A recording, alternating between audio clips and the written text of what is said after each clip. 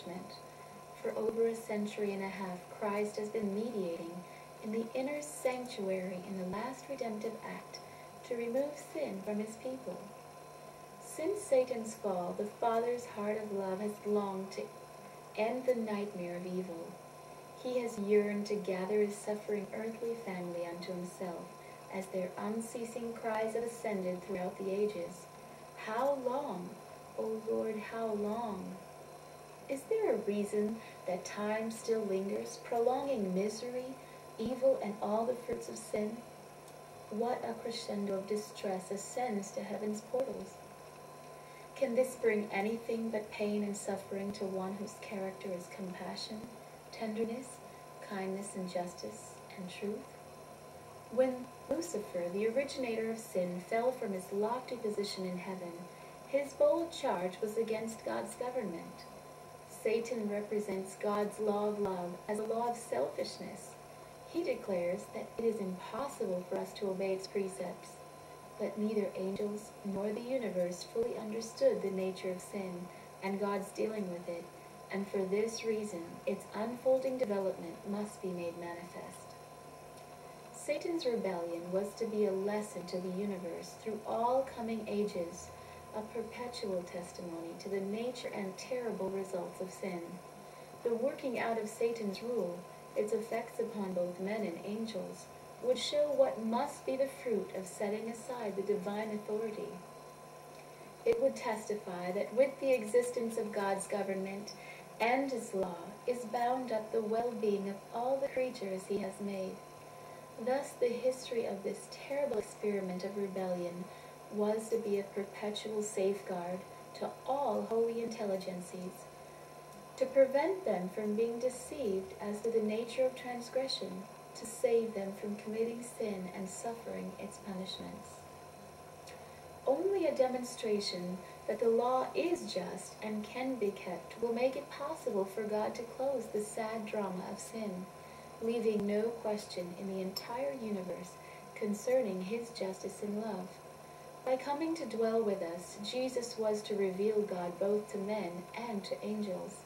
Our little world is the lesson book of the universe, and the Lord has set himself in this sin-cursed earth to produce a final and conclusive demonstration of his grace, a full justification and revelation that in him justice and mercy have kissed each other.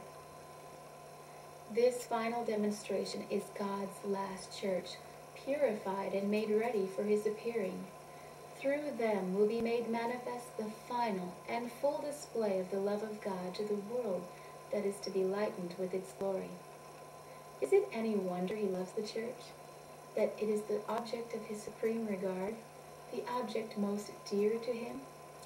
With it lies the hope of the ages, the destiny of God's justice.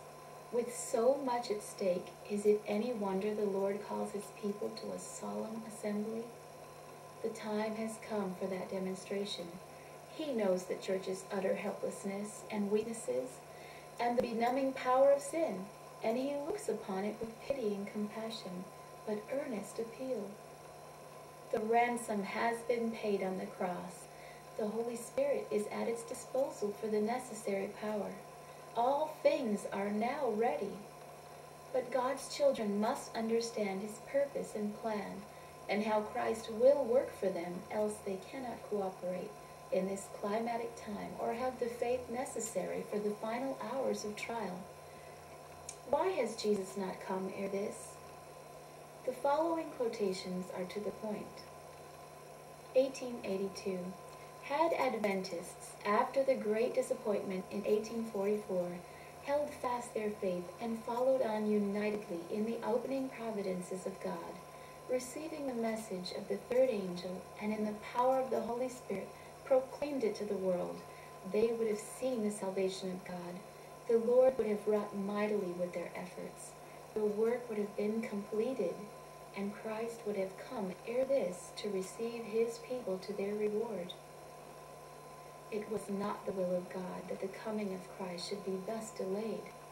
It is the unbelief, the worldliness, unconsecration, and strife among the Lord's professed people that have kept us in this world of sin and sorrow so many years. 1898.